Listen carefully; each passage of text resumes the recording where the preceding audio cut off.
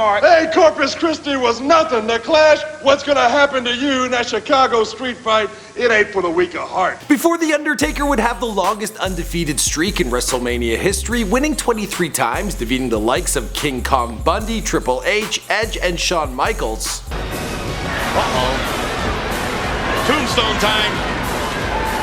Look at the way he holds him. Before The Undertaker or Mark Calaway would wed former WWF diva Michelle McCool. You guys, TCB.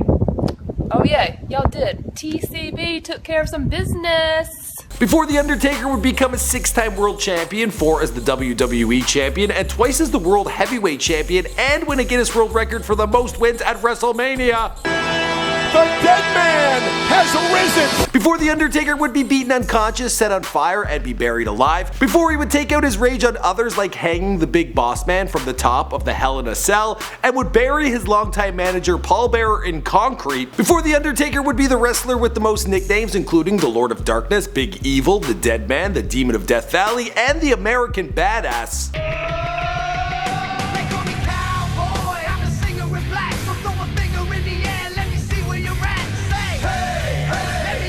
Standing at 6'8", The Undertaker, or Mark Calaway, made great use of his size throughout his youth, getting involved in an array of sports. Through high school he played both football and basketball and ended up earning for himself a b-ball scholarship while he studied sports management. His end goal was to play basketball in Europe until a knee injury crushed that dream. From there he was working as a bouncer and collecting debts for loan sharks. Percentage of people immediately paid upon you appearing at the door? Not enough. Really? Before joining the WWF, The Undertaker wrestled in the WCW under the name Mean Mark Callis. In 1990, he made his entrance into the WWE, trying on a bunch of different names including Texas Red, The Commando, Master of Pain, The Punisher, and Punisher Dice Morgan. Finally, Vince McMahon came up with the name Kane The Undertaker, but the original concept wasn't anything like the Walking Dead man we think of today. Initially, it was a character inspired by the Old West. Check out them drumsticks, baby! 320 pounds looks to be... What's going on, guys? My name's Michael McCrudden, documenting the life and career of Mark Calaway, better known as The Undertaker, here for you on Before They Were Famous. Now, you guys have been requesting this video and our Brock Lesnar and our John Cena bios. Well, they were pretty popular, so we decided to roll this one out. As always, be sure to let us know in the comments down below who you want us to document next. I think Hulk Hogan, that would be a fantastic suggestion. And the best way to get a hold of me is on Twitter and Instagram.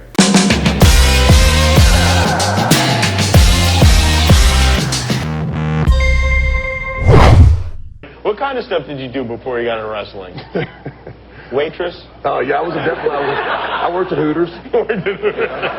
The Undertaker was born Mark William Calaway on March 24th, 1965 in Houston, Texas, to Frank Compton Calaway and Bethy Catherine Truby. He is of Irish and Native American descent and the youngest of 5 brothers, David, Michael, Paul, and Timothy. Okay, so we know this isn't true, there was no little brother, and he didn't actually grow up in a funeral home. But I am sad to report that his father did pass away in 2003. At least he saw his son make it. Mark attended Waltrip High School, where he was a member of the football and basketball teams. Other alumni from this school include Shelley Duvall and Patrick Swayze, both of whom have kicked some serious ass on the big screen. I'm not gonna hurt you.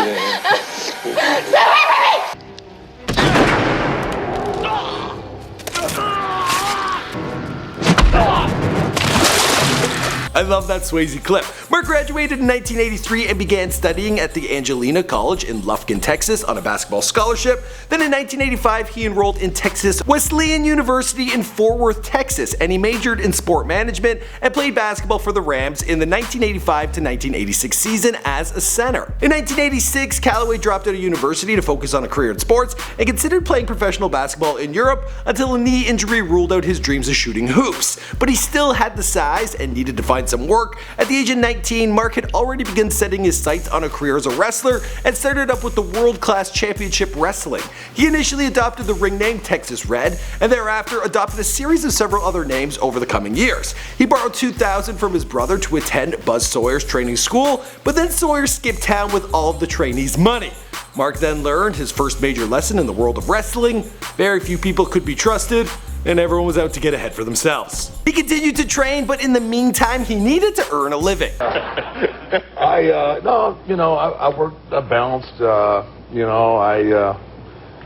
collected a few debts here and there for a few guys, yeah. Mark relied on his size to keep money coming in, and besides working as a bouncer, he was also the enforcer for loan sharks. He stated in that Jimmy Kimmel interview that he didn't break any arms or crush any heads, he just slapped a few guys around until they paid up. His wrestling career was moving forward, and so was his personal life. In 1989, he joined the World Championship Wrestling and married his first wife, Jody Lynn. Then in 1990, the WCW made the biggest mistake of their lives and didn't renew Mark's contract. It was then he turned to Vince McMahon in desperate need of some work. I had this meeting with Vince, and I said, well, I'm just going to, I'm going to sweep Vince off his feet, and I'm going to go in there, and he's going to offer me a job right away. And that didn't happen.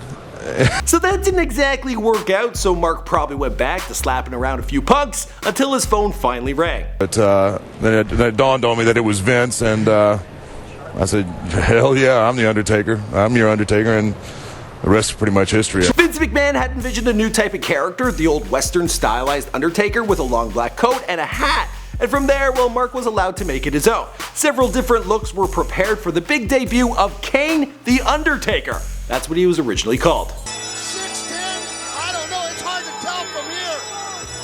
Holy cow! By 1991, Vince McMahon and the WWF knew that they had a winning character on their hands, and they doubled down their efforts and creativity to further promote The Undertaker. He was teamed up with a new manager, Paul Bearer, and The Undertaker took home his first WrestleMania win, catapulting him to the main event status. Moving forward, they introduced caskets and use of urns to drive fear into the hearts of his opponents. That same year at the Survivor Series, he defeated Hulk Hogan and became the WWF champion. Oh, referee's lost control of this one. Look at this. Flair with a chair. A steel chair. But don't worry, there wasn't any true bad blood between the Hulk and the Dead Man, because the two starred opposite one another in a film titled Suburban Commando.